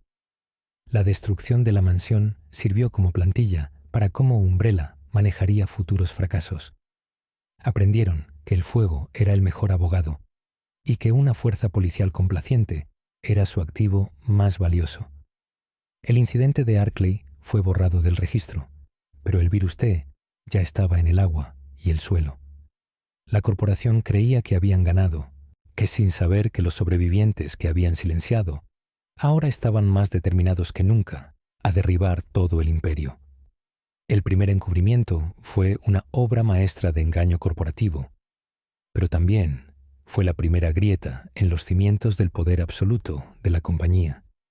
Esto nos lleva a la era de propagación hacia Raccoon City, la ventana corta pero crítica, donde la contención falló, la negación se apoderó y la ciudad ya estaba muriendo sin saberlo. Mientras la atención del mundo se enfocaba brevemente en el incendio en las montañas Arklay, una amenaza silenciosa y más penetrante se movía a través de los cimientos de Raccoon City. Las fallas de contención en la mansión Spencer y la escuela de entrenamiento de Arklay no fueron eventos aislados. Durante años de operación, los sistemas de gestión de residuos de las instalaciones habían estado filtrando niveles bajos del virus T en el río Arklay. Este residuo viral fue llevado río abajo, eventualmente entrando al masivo sistema de alcantarillado subterráneo de la ciudad y al suministro de agua pública. El ecosistema de la región estaba siendo reescrito a nivel microscópico, mucho antes de que apareciera el primer zombi en una calle de la ciudad. Las alcantarillas de Raccoon City se convirtieron en una placa de Petri masiva para el virus T. El patógeno encontró un ambiente perfecto entre las poblaciones locales de roedores e insectos. Las ratas, que actuaron como vectores primarios para la infección, comenzaron a mutar y propagar el virus a través de sus excrementos y mordeduras. Esto creó un ciclo autorreplicante de infección que evitó los protocolos tradicionales de control de enfermedades de la ciudad. El virus T demostró ser notablemente resistente, sobreviviendo en el suelo y el agua durante largos periodos e infectando todo, desde el musgo en las paredes hasta el agua que fluía por las tuberías principales. La ciudad estaba siendo consumida de abajo hacia arriba, con la infección alcanzando una masa crítica en las semanas posteriores al incidente de la mansión. La vida silvestre local en el bosque de Arklay también jugó un papel significativo en la infección del ecosistema. Cuervos y perros mutados llevaron el virus más cerca de los distritos residenciales, atacando mascotas y animales callejeros. Esta propagación ambiental significó que el virus ya no estaba confinado a los laboratorios de Umbrella. Ahora era una parte permanente de la biología local. El RP recibió numerosos reportes de callejeros agresivos y comportamiento animal extraño, pero estos fueron descartados como no relacionados con los asesinatos de las montañas. El fracaso institucional para reconocer la propagación ambiental del virus significó que la ciudad estaba indefensa contra un enemigo que estaba literalmente en el aire y el agua. Para mediados de septiembre, la carga viral en las alcantarillas había alcanzado un punto de inflexión. Las plantas de tratamiento de agua de la ciudad no podían filtrar los agentes mutagénicos, y el virus T comenzó a aparecer en el agua potable de los distritos más pobres. Esto llevó a un aumento en síntomas similares a la gripe entre la ciudadanía que los hospitales locales no estaban preparados para manejar. La infección ya no era una serie de ataques aislados, sino un colapso biológico sistémico. La infraestructura misma que permitía funcionar a la ciudad ahora era el sistema de entrega primario para la plaga. La negligencia de Umbrella había convertido los cimientos de la ciudad en una incubadora masiva para un desastre global. La infección del ecosistema también llevó a la creación de anomalías más grandes y peligrosas. Criaturas como el sepulturero y varios artrópodos mutados comenzaron a crecer a tamaños masivos dentro de la red de alcantarillado, alimentándose de los residuos orgánicos y el trabajador ocasional. Estas entidades fueron los subproductos de la adaptabilidad del virus T, demostrando que el patógeno podía crear depredadores ápice en cualquier ambiente que tocara. Las alcantarillas ya no eran solo una utilidad, eran un terreno de caza vertical que reflejaba los laboratorios de la mansión Spencer. La ciudad estaba sentada sobre una bomba biológica en cuenta regresiva, y la mecha ya estaba encendida. La realización de que la infección se había propagado a través del sistema de residuos fue una revelación aterradora para los sobrevivientes de STARS. Significaba que incluso si habían destruido la mansión, la ciudad ya estaba perdida. El virus T se había convertido en una especie invasora que estaba desplazando al mundo natural. El ecosistema de Raccoon City fue el primero en caer, y la población humana era la siguiente. Las alcantarillas y el río eran las arterias de la infección, bombeando una sentencia de muerte a cada hogar, mientras el liderazgo de la ciudad continuaba fingiendo que todo estaba bajo control. En las semanas previas al colapso total, Raccoon City fue una clase magistral en negación institucional. A pesar de los informes de los sobrevivientes de STARS y el creciente número de muertes extrañas, el liderazgo de la ciudad mantuvo una fachada de normalidad. Esto no fue un error. Fue un esfuerzo coordinado alimentado por el dominio económico de la corporación Umbrella. Umbrella proporcionó más del 40% de los empleos de la ciudad y financió casi todos los proyectos de obras públicas, incluyendo el precinto del RPD y el Hospital General. La ciudad era tan financieramente dependiente de la corporación que admitir una filtración biológica se veía como una forma de suicidio económico. Esto creó una cultura de silencio, donde la verdad se intercambiaba por estabilidad corporativa. El RPD, bajo el liderazgo del jefe Brian Irons, jugó un papel central en esta negación.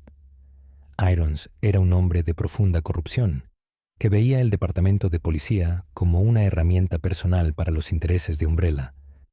Obstruyó activamente cualquier investigación sobre los informes de STARS y se aseguró de que cualquier evidencia del virus T fuera destruida u ocultada.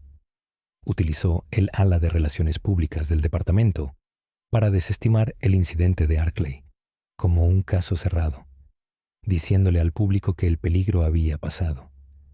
Esta falsa sensación de seguridad impidió que los ciudadanos tomaran precauciones, como hervir su agua o evitar ciertas áreas de la ciudad, lo que aceleró la propagación de la infección.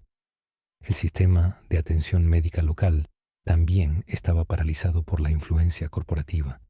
El Hospital General de Raccoon comenzó a haber un aumento de pacientes con condiciones de piel no identificables y síntomas neurológicos agresivos, pero el personal estaba bajo estrictos acuerdos de no divulgación.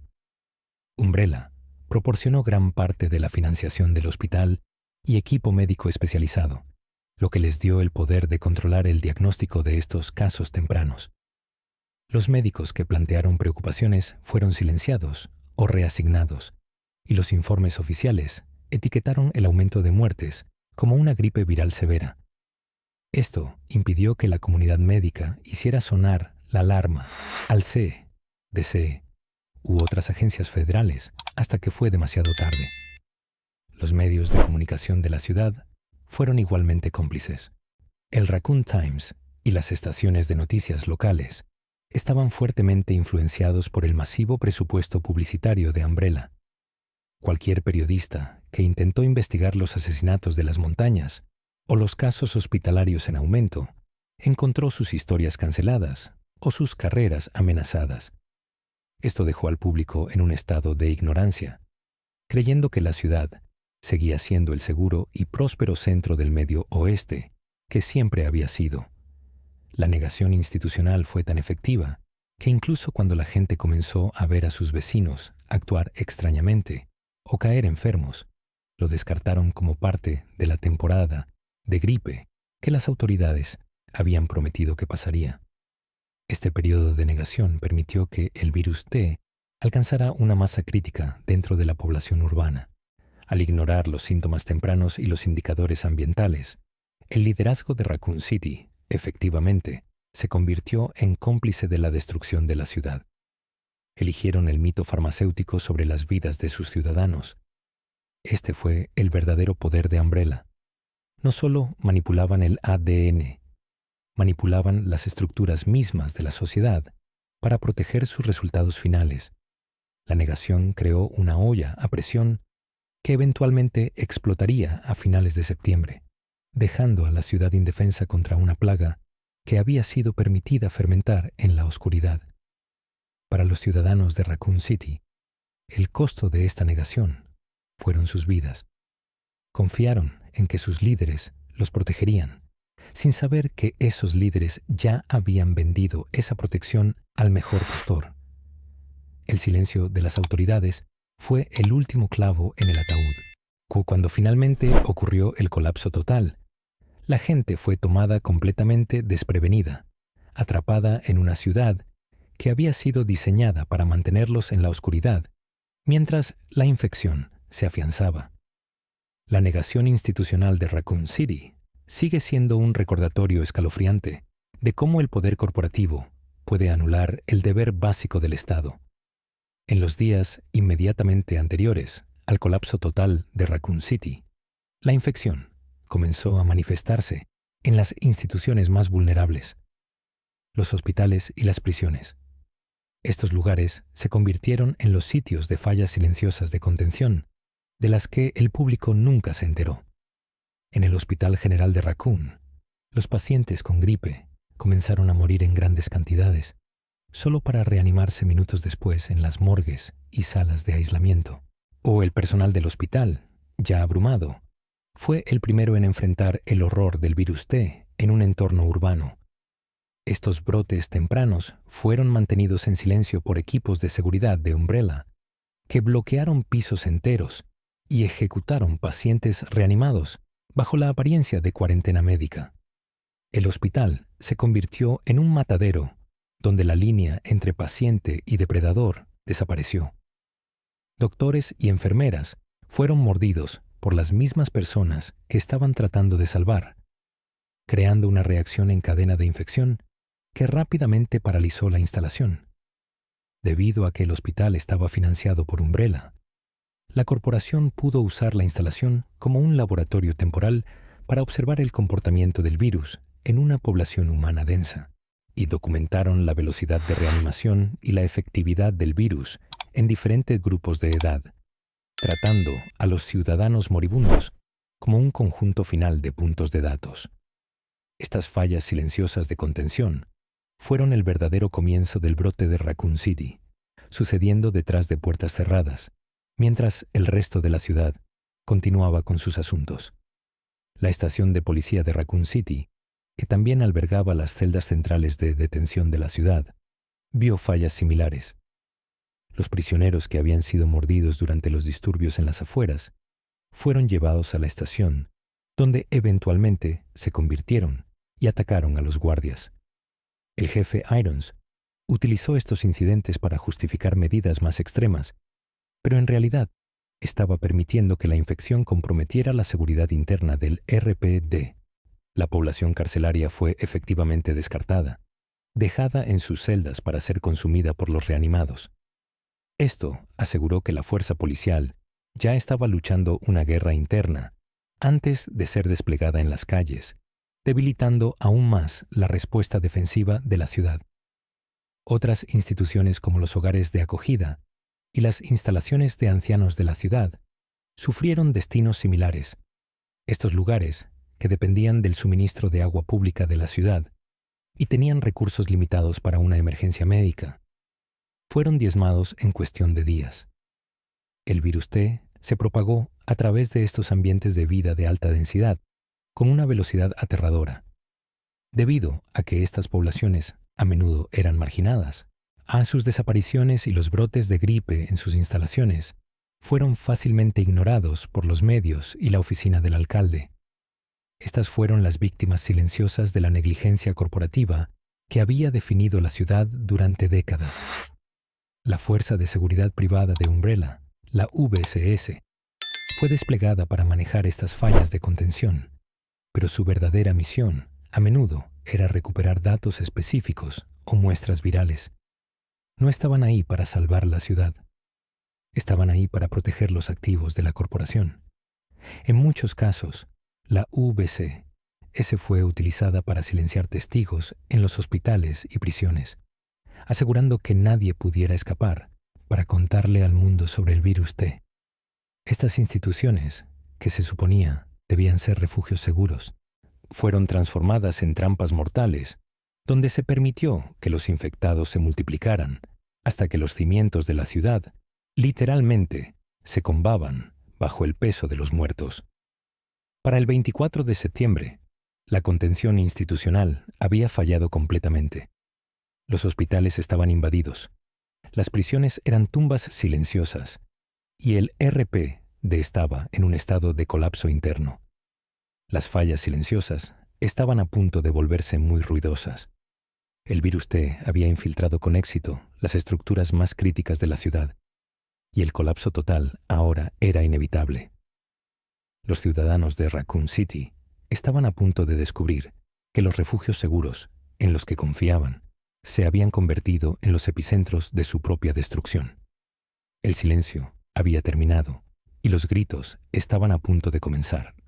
Esto nos lleva al colapso de Raccoon City, donde la contención finalmente falla y Resident Evil 2 y Resident Evil 3 suceden al mismo tiempo.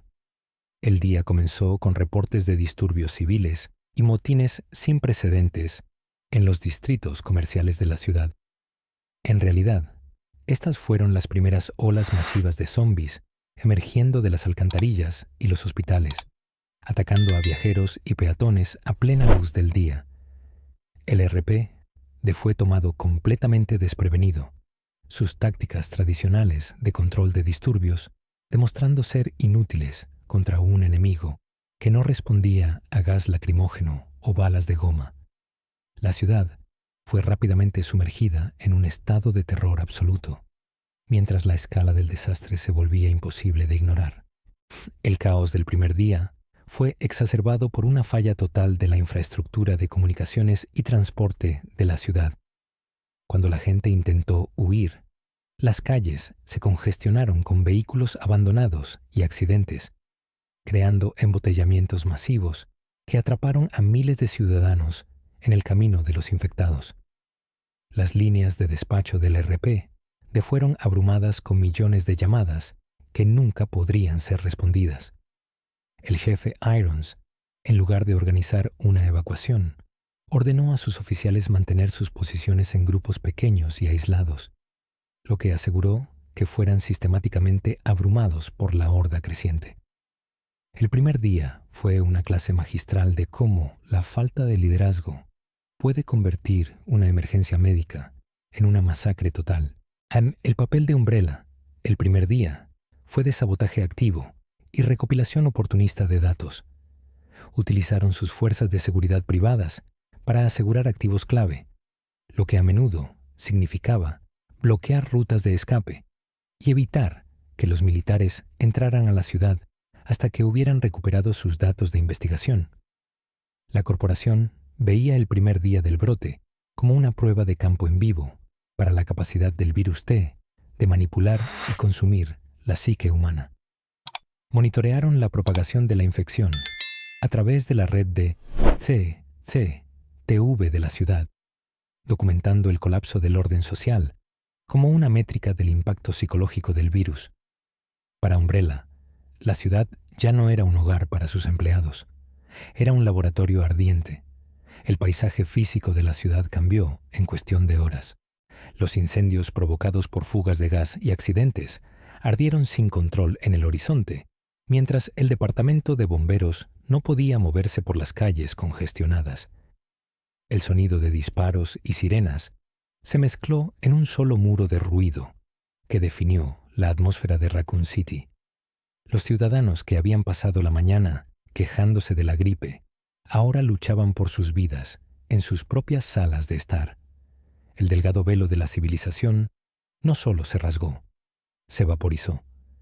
El primer día demostró que el virus T no era solo un patógeno, sino un arma de desestabilización social total. Al anochecer, la ciudad estaba efectivamente muerta. La red eléctrica comenzó a fallar, sumergiendo bloques enteros en una oscuridad que solo se rompía por el brillo naranja de los incendios. El RPD había perdido el control del nivel de la calle, retirándose al precinto y algunas posiciones fortificadas. El bloqueo militar en las afueras ya estaba en su lugar, pero fue diseñado para mantener la infección adentro, no para ayudar a la gente a salir. Los ciudadanos estaban atrapados en una jaula oscura y ardiente con millones de depredadores. El primer día terminó con la realización de que Raccoon City nunca sería recuperada. Solo podía ser sobrevivida por los pocos que se convertirían en las leyendas del brote. Para aquellos que se convertirían en las leyendas del brote, el primer día fue una introducción brutal a su nueva realidad. Vieron a sus vecinos convertirse y su ciudad arder, y se dieron cuenta de que nadie venía a salvarlos. El virus T había alcanzado su masa crítica y el colapso total ahora era un hecho físico. El primer día fue el comienzo de una pesadilla de una semana de duración que eventualmente cambiaría la historia del mundo. Raccoon City ya no era una ciudad, era un cementerio que aún se movía. Mientras la ciudad ardía, Jill Valentine, una de las pocas sobrevivientes del incidente de la mansión Spencer, se encontró siendo perseguida por una nueva amenaza más aterradora, el tipo Némesis, desplegado por Umbrella Europa. El Némesis fue un arma bioorgánica de alto nivel, diseñada específicamente para cazar y eliminar a los miembros restantes de la unidad STARS. A diferencia de los zombies sin mente que vagaban por las calles, el Némesis poseía una inteligencia táctica y un enfoque singular que lo convertía en un depredador imparable. Para Jill, el brote no era solo una lucha por la supervivencia. Era una guerra personal contra un asesino corporativo que fue diseñado biológicamente para matarla. La persecución de Jill por el Némesis demostró el control absoluto de Umbrella sobre sus activos biológicos. La criatura utilizó armamento pesado, incluyendo un lanzacohetes, y mostró la capacidad de rastrear a Jill por la ciudad a través de su firma de calor y datos biométricos. Esta fue la primera vez que un bioarma se usó como una herramienta de precisión para una operación de limpieza corporativa. El Némesis no fue un subproducto accidental de la filtración. Fue una demostración de producto. Umbrella quería mostrar que podían desplegar un activo biológico en un ambiente urbano caótico y hacer que completara con éxito una misión compleja. La lucha de Jill se convirtió en un juego de alto riesgo de gato y ratón a través de las ruinas de la ciudad. La experiencia de Jill durante esta línea temporal temprana se caracterizó por un estado constante de hipervigilancia. Tuvo que navegar por las calles ardientes de la ciudad mientras evitaba la horda masiva de infectados. Todo mientras sabía que el Némesis podía atravesar una pared en cualquier segundo. Esta presión psicológica fue un componente clave del proyecto Némesis. La criatura fue diseñada para inducir terror, tanto como fue diseñada para matar. Las habilidades tácticas de Jill fueron llevadas a su límite absoluto mientras utilizaba el ambiente de la ciudad. Barriles explosivos, cajas eléctricas y callejones estrechos para ralentizar temporalmente a la bestia. Cada encuentro fue una lucha desesperada por unos minutos más de vida. Durante su huida, Jill encontró a la UBCS, la Fuerza Militar Privada de Umbrella, quienes ostensiblemente estaban ahí para rescatar civiles, pero en realidad eran parte del encubrimiento corporativo. Formó una alianza frágil con Carlos Oliveira, un mercenario que se dio cuenta de que sus empleadores lo habían abandonado en medio de una zona de guerra. Esta asociación destacó la naturaleza fracturada de las operaciones de Umbrella. Los mercenarios eran tanto peones como los ciudadanos. Juntos, navegaron el distrito comercial ardiente, intentando encontrar una manera de llegar al sistema de metro y escapar de la ciudad antes de que se diera la orden inevitable de esterilización. O el tipo Némesis T también mostró las aterradoras capacidades regenerativas del parásito Ne-alfa. Cada vez que Jill lograba dañar a la criatura, ésta mutaría más, despojándose de su traje protector y volviéndose aún más agresiva. Esta evolución constante significó que la amenaza nunca fue realmente eliminada. Solo estaba cambiando de forma. El Némesis fue un símbolo del futuro de la guerra biológica, un arma que no podía ser detenida por medios convencionales y que continuaría cazando hasta que se cumpliera su misión. La supervivencia de Jill fue un milagro de habilidad táctica y pura fuerza de voluntad contra un proyecto corporativo multimillonario. A finales de septiembre, Jill había sido empujada hasta el borde del distrito comercial de la ciudad, con el Némesis siempre a pocos pasos detrás. La ciudad, era un terreno de caza vertical y Jill era el objetivo principal. Su historia durante el brote es un testimonio de la resistencia de los miembros de STARS y la pura crueldad de la corporación Umbrella. Fue testigo de la evolución definitiva del virus T, una criatura que había sido construida sobre la sangre de sus amigos y ahora venía por ella. El Némesis fue el veredicto final sobre el incidente de la mansión Spencer. Umbrella no estaba dejando cabos sueltos. En la noche del 29 de septiembre, Leon Kennedy, un policía novato de 21 años, llegó a Raccoon City para su primer día de trabajo. Encontró una ciudad que ya había sufrido un colapso sistémico total, sus calles llenas de muertos y sus edificios envueltos en llamas. La primera noche de Leon fue una introducción brutal a un mundo para el que estaba completamente desprevenido. En minutos de llegar, se vio obligado a luchar por su vida contra una horda de infectados, un bautismo de fuego que lo transformaría de un novato idealista en un sobreviviente endurecido. Su noche se definió por una búsqueda desesperada de respuestas en una ciudad que había dejado de hacer preguntas. La noche de Leon dio un giro significativo cuando encontró a Ada Wong, una mujer misteriosa que afirmaba ser una agente del FBI, investigando a la corporación Umbrella. En realidad, Ada era una mercenaria de alto nivel, trabajando para una organización rival, enviada a recuperar una muestra del virus G. Su asociación fue frágil, construida sobre la necesidad mutua, en una ciudad donde nadie podía ser confiado. El deseo de Leon de proteger y servir estaba constantemente en desacuerdo con la realidad fría y pragmática de la misión de Ada. Juntos, navegaron el precinto del RPD y las alcantarillas de la ciudad, descubriendo que el brote no fue un accidente, sino el resultado de una traición corporativa coordinada. El precinto del RPD, donde Leon esperaba encontrar a sus colegas y una base de operaciones, era en cambio una tumba silenciosa. Descubrió que el jefe Irons había saboteado la respuesta del departamento, llevando a la masacre de casi todos los oficiales de la fuerza. Leon tuvo que resolver los rompecabezas estilo mansión que Irons había instalado para proteger su oficina. Un recordatorio visceral de que la podredumbre en Raccoon City llegaba hasta la cima de la jerarquía de aplicación de la ley. A cada habitación que entró reveló un nuevo horror. Lickers arrastrándose por los techos, zombies vistiendo los uniformes de sus compañeros que serían, y los persistentes pasos pesados del modelo Tyrant de -003, también conocido como Mr. X. La persecución de Leon por Mr. X fue otro ejemplo de los protocolos de limpieza de Umbrella.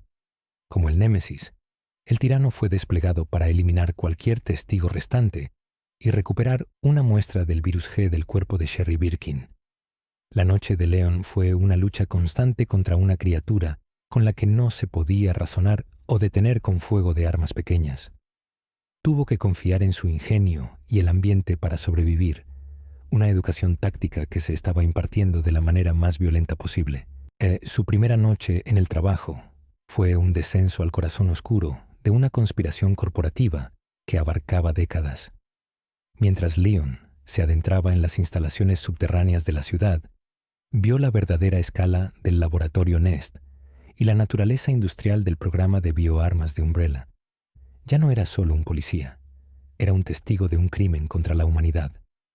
La asociación con Ada alcanzó su clímax en el corazón del laboratorio, donde sus verdaderos motivos finalmente fueron revelados.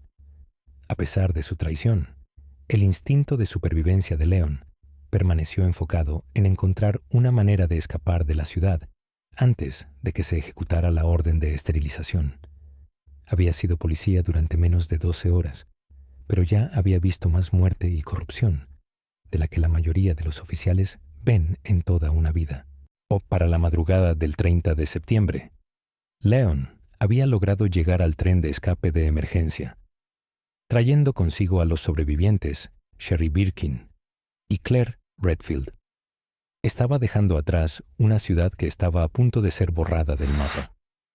Su primera noche fue el final de su carrera como oficial de policía local y el comienzo de su vida como operativo global. Había llegado como novato, pero se fue como un hombre que conocía los nombres de los monstruos que poseían el mundo. La primera noche de Leon fue el preámbulo de una década de trabajo antibioterrorismo, una noche que perseguiría sus sueños e impulsaría cada acción suya por el resto de su vida. Mientras Leon Kennedy navegaba el RPD, Claire Redfield llegó a Raccoon City buscando a su hermano desaparecido, Chris. Como civil, como la perspectiva de Claire sobre el brote fue de supervivencia cruda e instinto protector. Se encontró en medio de una zona de guerra sin apoyo táctico y sin posición oficial. Su historia es un testimonio de la resistencia de la población civil y la pura escala de la tragedia que se estaba desarrollando. A diferencia de los miembros de STARS o la policía, Claire no tenía el deber de permanecer en la ciudad. Su única motivación era la familia. Esto la llevó al camino de Sherry Birkin, la joven hija de William y Annette Birkin, quien estaba siendo casada tanto por Umbrella como por la forma mutada de su propio padre. El papel de Claire como protectora de Sherry cambió su enfoque de escape personal a una misión de rescate. Se dio cuenta de que Sherry era la clave para entender el virus G, ya que la niña estaba siendo perseguida por su material genético. La supervivencia de Claire dependía de su capacidad para buscar recursos, munición, suministros médicos y armas en una ciudad que había sido limpiada por los muertos. Utilizó su experiencia en motocicletas y su aptitud mecánica natural para resolver los diversos rompecabezas ambientales del RPD y las alcantarillas. Para Claire, el brote fue una prueba de alto riesgo de carácter, demostrando que la valentía no era exclusiva de aquellos con una placa. El encuentro con el jefe Irons fue un momento escalofriante para Claire. Vio de primera mano la depravación del liderazgo de la ciudad, ya que Irons había transformado su oficina en un pabellón de caza privado, donde pretendía taxidermizar a la hija del alcalde. Esta realización de que la autoridad en la ciudad era tan peligrosa como los monstruos fue un punto de inflexión para Claire. Entendió que no quedaba sistema al cual apelar. Ella tenía que ser el juez, jurado y protectora de Sherry. Su lucha contra el mutado William Birkin, quien perseguía implacablemente a su hija para implantarla con un embrión G, fue una batalla visceral contra un legado familiar distorsionado. El viaje de Claire la llevó a través del orfanato, abandonado de la ciudad, y los túneles industriales inundados, destacando el daño colateral de la investigación de Umbrella. Vio donde la compañía había almacenado sus sujetos de prueba y cómo habían usado las poblaciones más vulnerables de la ciudad como combustible para sus bioarmas. Esta exposición a la crueldad de la corporación transformó a Claire de una estudiante universitaria buscando a su hermano en una activista anti-Umbrella dedicada. Se dio cuenta de que Chris no solo había desaparecido, había ido a la guerra contra un imperio, y ella ahora era parte de ese mismo conflicto. Su supervivencia fue un desafío al destino que Umbrella había planeado para todos en la ciudad. La asociación entre Claire y Leon fue un momento breve, pero vital, de conexión humana en medio del apocalipsis. Compartieron el objetivo de salvar a Sherry y escapar de la zona de explosión, pero sus caminos eran fundamentalmente diferentes. Mientras Leon estaba siendo atraído al mundo de secretos gubernamentales, Claire estaba enfocada en el costo humano. Vio los rostros de las personas que habían sido dejadas atrás, y juró hacer que Umbrella pagara por cada una de ellas. Su supervivencia no fue solo para ella misma, sino por el legado de la ciudad que estaba siendo vaporizada. Para la madrugada del 30 de septiembre, Claire había protegido con éxito a Sherry y había llegado al tren de emergencia. Había enfrentado al virus G en su forma más evolucionada y había salido victoriosa. Estaba dejando Raccoon City con un nuevo propósito y una nueva familia. Su historia es un recordatorio de que, ante el mal corporativo absoluto, el acto más simple de protección puede ser la forma más poderosa de resistencia. Claire Redfield había llegado como civil, pero se fue como sobreviviente que nunca dejaría de luchar por la verdad. El colapso del departamento de policía de Raccoon City no fue un fracaso de los oficiales individuales, sino una destrucción sistémica orquestada desde dentro. El jefe Brian Irons, un hombre de profunda podredumbre moral, saboteó deliberadamente la respuesta del departamento al brote para asegurar que los secretos de Umbrella permanecieran ocultos y para satisfacer sus propios impulsos sádicos. Ordenó la dispersión de las municiones y suministros médicos del departamento, bloqueó áreas clave del precinto y bloqueó activamente las comunicaciones con el mundo exterior. Esto dejó a los oficiales en el campo con recursos limitados y sin dirección táctica, asegurando que fueran sistemáticamente abrumados por la creciente horda de infectados. El RPD, que se suponía debía ser el escudo de la ciudad, fue en cambio convertido en un matadero. La falla también fue resultado de los profundos lazos financieros del departamento con Umbrella.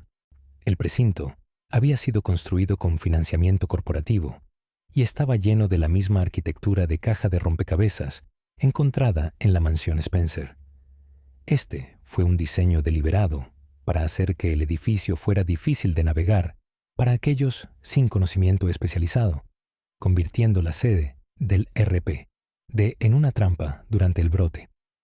Los oficiales se vieron obligados a encontrar gemas y medallones solo para acceder al arsenal o la sala de comunicaciones. Un retraso surrealista y letal, mientras los zombies atravesaban las ventanas. El RPD era un terreno de caza vertical diseñado por George Trevor a petición de Umbrella, y la policía era la presa principal. Los actos individuales de heroísmo de oficiales como Marvin Branagh y Kevin Ryman no pudieron superar el colapso institucional. Pequeños grupos de policías hicieron desesperadas resistencias en las calles y el salón principal del precinto, pero eventualmente fueron eliminados por los leakers y el puro peso de la población infectada. Para cuando Leon Kennedy llegó, el departamento había dejado efectivamente de existir como una organización funcional. La falla policial fue un objetivo corporativo exitoso. Umbrella quería que la aplicación de la ley de la ciudad fuera neutralizada para que sus equipos de limpieza pudieran moverse por la ciudad sin interferencia. El RPD fue la primera institución importante en caer, y su colapso señaló el fin de cualquier esperanza de un rescate civil coordinado. El costo psicológico para los oficiales sobrevivientes fue inmenso. Observaron cómo sus amigos y compañeros se convertían en monstruos y se dieron cuenta de que su propio liderazgo los había traicionado. Muchos eligieron quitarse la vida en lugar de enfrentar la transición a infectados. El precinto del RPD se convirtió en un monumento a esta desesperación. Sus pasillos llenos del equipo abandonado y las notas finales de una fuerza moribunda. Este colapso total del orden social fue exactamente lo que los protocolos de datos de combate de Umbrella fueron diseñados para medir. Querían ver cómo las estructuras defensivas de una ciudad moderna se disolverían bajo la presión de un ataque biológico. Los actos finales del jefe Irons dentro de la estación involucraron la caza activa de sus propios oficiales y sobrevivientes. Usó el caos como cobertura para eliminar a cualquiera que considerara una amenaza o que llamara su interés sádico. Su oficina se convirtió en un santuario privado de locura, lleno de víctimas taxidermizadas y evidencia de sus décadas de corrupción. El colapso del ERP fue la prueba definitiva de que la influencia de la corporación era un patógeno más letal que el virus T mismo. Había infectado la autoridad de la ciudad y dejado a la gente indefensa contra una plaga que sus propios protectores habían sido pagados para ignorar. Para la noche del 29 de septiembre, el ERP era una tumba silenciosa de luces parpadeantes y cadáveres gimiendo. La falla fue completa. La aplicación de la ley de la ciudad había sido vaporizada por una combinación de codicia corporativa y podredumbre interna. El colapso del ERP sigue siendo un estudio de caso escalofriante de cómo la subversión de instituciones públicas puede llevar a una catástrofe social total. Los sobrevivientes quedaron para navegar las ruinas de un sistema que les había fallado en cada nivel, una realización que daría forma a los movimientos antibioterrorismo de los próximos 20 años. En las profundidades, bajo las calles de Raccoon City, oculto bajo los cimientos industriales del distrito central de la ciudad, yacía Nest. Este masivo complejo de investigación subterráneo fue el verdadero lugar de nacimiento de la pesadilla biológica moderna. Mientras la mansión Spencer era un laboratorio disfrazado de hogar, Nest era una fábrica industrial fría y de alta tecnología para la muerte. Fue aquí donde William Birkin pasó las décadas de 1980 y 1990, perfeccionando el virus T antes de pasar a su obra maestra, el virus G. Nest era un laberinto extenso de acero y vidrio que contenía unidades de bioprocesamiento avanzadas, incineradores para sujetos de prueba fallidos y celdas de contención especializadas para las criaturas más volátiles que Umbrella jamás había producido. Era un mundo estéril y con temperatura controlada que existía en contraste total con el caos ardiente en la superficie. Un lugar donde científicos en batas blancas calculaban la extinción de la ciudad sobre sus cabezas. El enfoque principal de la instalación en sus últimos días fue la finalización del virus G. A diferencia del virus T, que creaba cadáveres putrefactos sin mente, el virus G fue diseñado para crear un superorganismo inteligente y autoevolutivo. William Birkin veía esto no como un arma, sino como una puerta de entrada a la siguiente etapa de la evolución humana. Sin embargo, la cultura corporativa de Umbrella se construyó sobre la traición. Cuando Birkin intentó quedarse con el virus G para negociar con el gobierno de los Estados Unidos, Umbrella envió su equipo de seguridad de élite, el USS, para recuperar las muestras por la fuerza. El tiroteo resultante en el corazón de Nest llevó a la liberación accidental de los virus T y G en el sistema de residuos de la instalación. Este fue el punto de inflamación definitivo que condenó a Raccoon City, ya que los patógenos se filtraron en las alcantarillas y fueron llevados por ratas a la población urbana. Y los últimos experimentos en Nest se caracterizaron por un intento frenético de preservar datos mientras la instalación comenzaba a colapsar.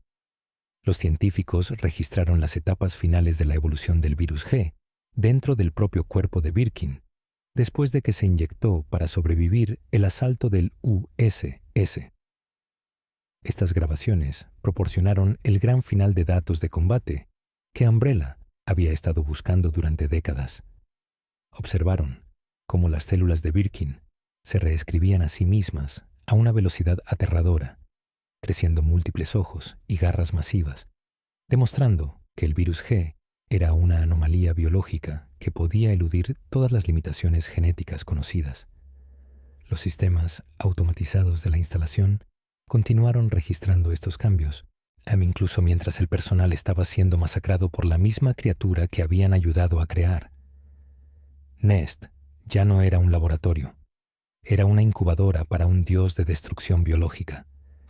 Mientras el brote de Raccoon City alcanzaba su punto máximo, Nest también servía como un centro de almacenamiento para varios modelos Tyrant, incluyendo las unidades T-003 producidas en masa.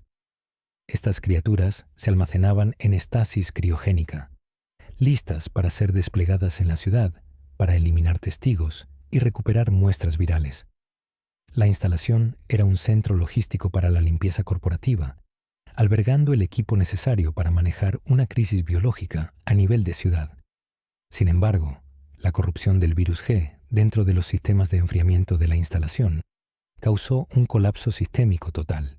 En los pasillos estériles se ahogaron con carne mutada y escorrentía industrial, mientras la imagen limpia de la instalación fue permanentemente manchada por la realidad cruda y pulsante del virus. Las últimas horas de Nest fueron una cuenta regresiva hacia la erasia absoluta. Cuando los sobrevivientes, Leon Kennedy y Claire Redfield, violaron la instalación, encontraron un cementerio de tecnología. Los sistemas de seguridad automatizados disparaban a las sombras, y la secuencia de autodestrucción era lo único que funcionaba correctamente. El protocolo de Umbrella para una falla total de contención era simple: vaporizar la evidencia. La instalación fue diseñada para ser su propio ataúd, con cargas térmicas de alto rendimiento, colocadas para asegurar que ninguna muestra del virus G o registro de laboratorio sobreviviera la noche. Este fue el último experimento, viendo si una corporación podía eliminar con éxito su mayor crimen antes de que el mundo se enterara. Para la madrugada del 30 de septiembre, Nest era una pila de escoria radioactiva bajo la ciudad. La explosión que destruyó el laboratorio señaló el fin de la investigación de Umbrella en Raccoon City, pero era demasiado tarde para salvar a la gente en la superficie. La instalación había cumplido su oscuro propósito, dando a luz un legado de terror viral que eventualmente se extendería a cada rincón del globo. Nest era el corazón de la máquina corporativa, y aunque sus fuegos se extinguieron, los planos que produjo ya estaban en manos de espías como Ada Wong y traidores como Albert Wesker. La era del laboratorio estaba terminando, y la era del bioterrorismo global estaba a punto de comenzar. Para los últimos días de septiembre de 1998, el gobierno de los Estados Unidos se dio cuenta de que Raccoon City ya no era una crisis manejable. La filtración biológica había pasado de ser un brote localizado a una amenaza sistémica para la seguridad nacional. Mientras los militares habían establecido un bloqueo en las afueras de la ciudad, fueron en gran medida ineficaces para detener la propagación del virus T a través de la vida silvestre local y los sistemas fluviales. Detrás de puertas cerradas, funcionarios federales y comandantes militares estaban encerrados en un feroz debate con los cabilderos de Umbrella. La corporación quería más tiempo para recuperar sus activos, mientras el gobierno estaba aterrorizado de que la infección llegara a los estados vecinos. Esta tensión llevó a un período de intervención paralizada, donde miles de civiles fueron dejados morir, mientras los burócratas discutían sobre las consecuencias legales y políticas. El punto de inflexión llegó cuando se reveló que la influencia de Umbrella había comprometido completamente al gobierno municipal local y la fuerza policial. La falla del RPD y la locura del jefe Irons demostraron que la ciudad no podía ser recuperada a través de la aplicación tradicional de la ley o la ocupación militar. El virus T había creado una zona caliente que era biológica y políticamente radioactiva. Al mismo tiempo, la presencia del virus G en la instalación Nest representaba un salto tecnológico que el gobierno no podía permitir que cayera en manos de estados rebeldes o corporaciones rivales. Esta combinación de letalidad viral y conspiración corporativa llevó a la redacción del Código de Misión 20, la Orden de Esterilización. La Orden de Esterilización fue una solución fría y clínica a un problema imposible. El plan involucraba un ataque con misil termobárico de gran altitud, diseñado para vaporizar el centro de la ciudad y crear un vacío térmico que atraería las partículas virales en el aire hacia la explosión, efectivamente incinerándolas. Para el público, esto se presentó como una necesidad de contención, pero para las personas en la sala era un encubrimiento masivo. Al destruir Raccoon City, el gobierno también estaba destruyendo la evidencia física de su propia complicidad en los contratos militares de Umbrella. Eligieron sacrificar a 100.000 ciudadanos para asegurar que el mito farmacéutico muriera con los testigos. Fue una decisión tomada con un cronómetro y una calculadora, desprovista de cualquier consideración moral por los sobrevivientes. Mientras el misil se preparaba para su lanzamiento, el gobierno envió unidades especializadas para asegurar individuos prioritarios y datos antes de que la ciudad fuera nivelada. Esto incluyó el despliegue de los propios equipos de operaciones especiales de los militares, quienes a menudo se encontraron en conflicto directo con los mercenarios de la UBCS de Umbrella. La ciudad se convirtió en una zona de guerra de 3 vías entre los infectados, los equipos de limpieza corporativos y los asesinos gubernamentales. La intervención no fue una misión de rescate. Fue una carrera para asegurar el botín de una ciudad moribunda. Leon Kennedy y Jill Valentine quedaron atrapados en medio de este fuego cruzado geopolítico, dándose cuenta de que la gente en Washington era tan peligrosa como los monstruos en los laboratorios. La orden de esterilización fue firmada oficialmente en las primeras horas del 1 de octubre. El bloqueo militar recibió órdenes de retroceder a una distancia segura, dejando a cualquier sobreviviente restante a su suerte. No hubo advertencia final dada a la gente en las calles. El gobierno decidió borrar Raccoon City con un misil termobárico, considerando el brote como una amenaza imposible de contener. La explosión arrasó la ciudad en segundos, eliminando a miles de personas y destruyendo toda evidencia del virus T.